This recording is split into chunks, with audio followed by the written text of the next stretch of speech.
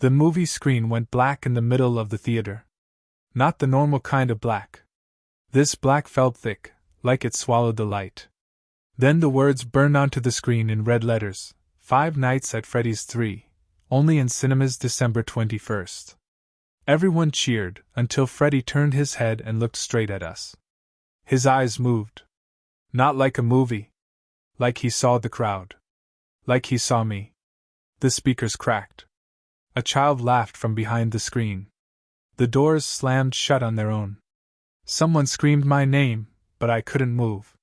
Freddy's mouth opened wider than it should, and the screen began to peel, like paper ripping.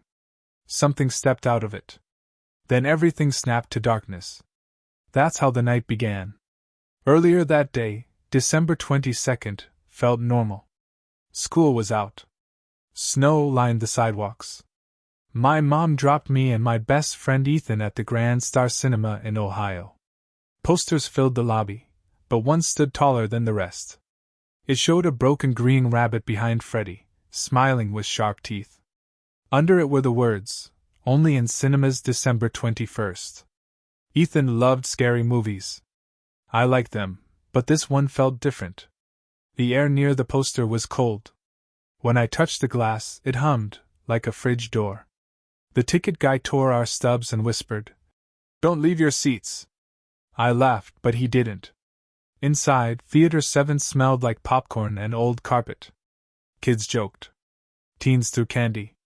A man in a black coat sat alone in the front row, not eating, not blinking.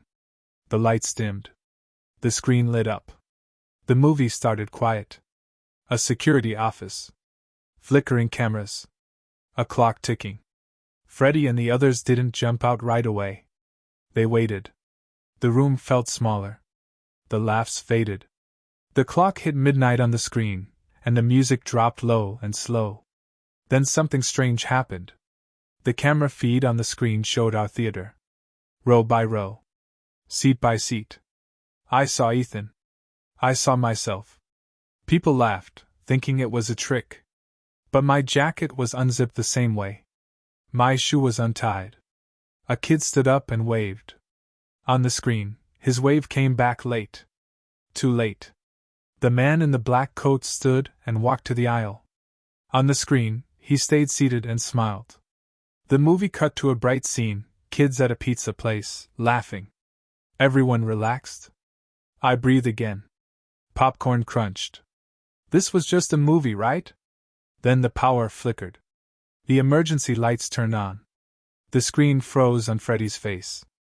A voice whispered through the speakers, soft and happy. 5 nights begin tonight. A door banged somewhere behind us.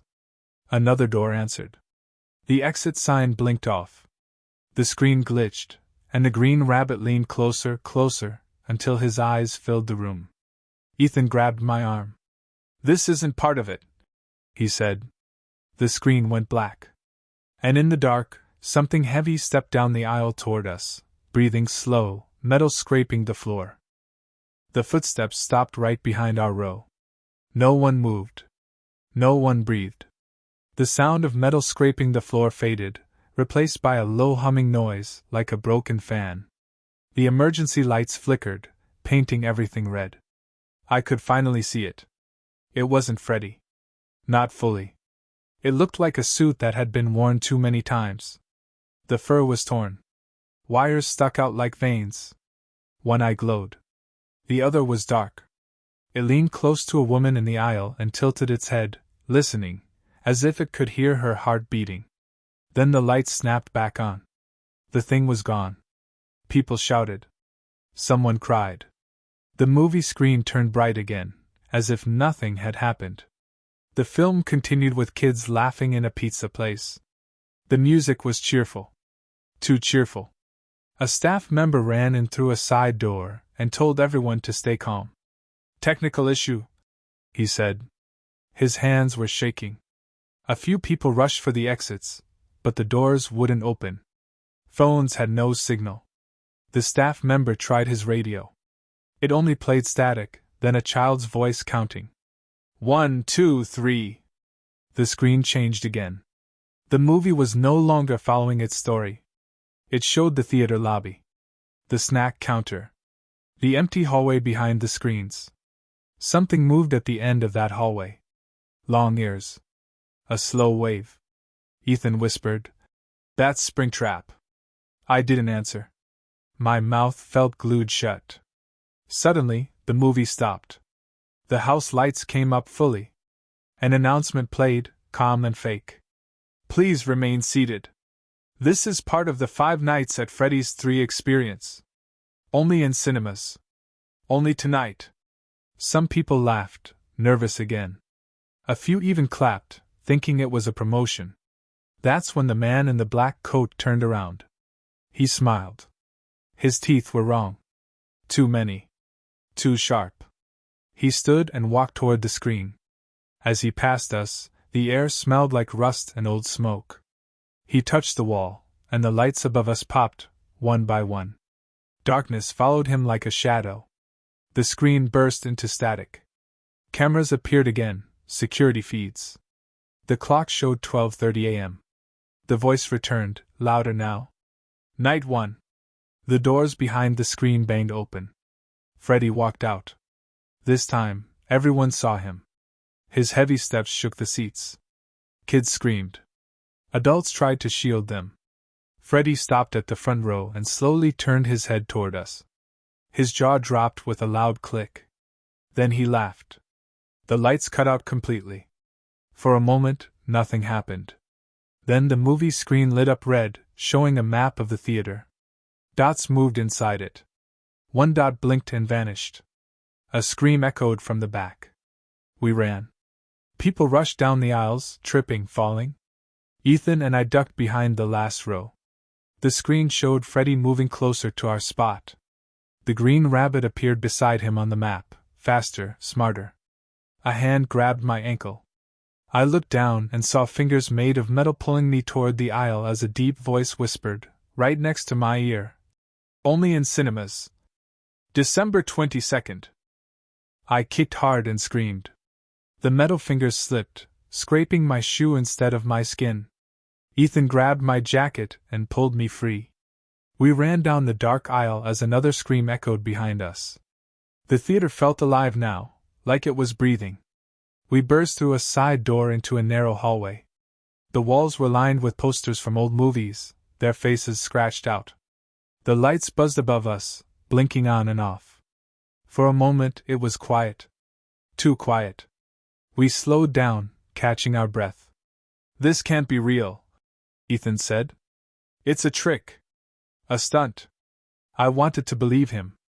Then the clock on the wall started ticking fast. Too fast. A screen at the end of the hallway turned on by itself. It showed a cartoon bear waving, smiling wide. Text popped up beneath him, "Night 2 complete." The voice returned, cheerful and cold. "Rules are simple. Watch. Wait. Survive." A door slammed shut behind us.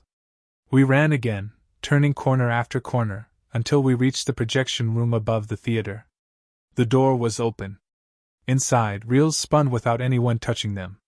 The movie played on its own. On the screen below, we saw ourselves running. I felt small. Trapped inside a story that knew my name. The man in the black coat stood near the projector. He didn't turn when we entered. "They needed a crowd," he said softly. "Belief makes it work." "Who are you?" Ethan shouted. The man smiled at the spinning reels. "A night guard," he said. "Just like you." The lights flickered.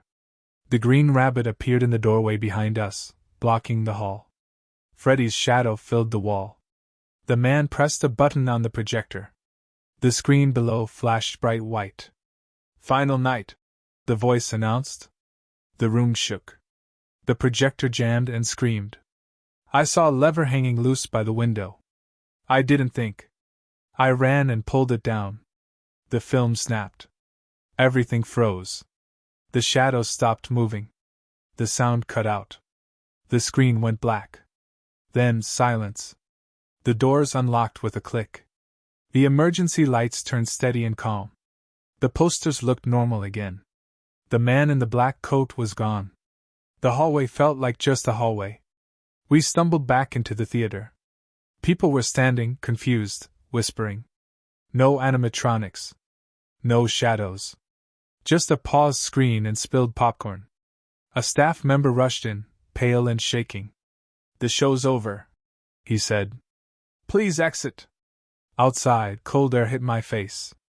Snow fell gently. Police lights flashed. Parents hugged kids. My mom wrapped me tight and asked what happened. I couldn't explain it. As we walked away, I looked back at the cinema. A new poster was already up, shining bright. 5 Nights at Freddy's 3, only in cinemas December 21st. Under it, small letters appeared, just for a second. "Thank you for watching." From inside, a laugh echoed, soft, happy, and waiting for the next night to begin.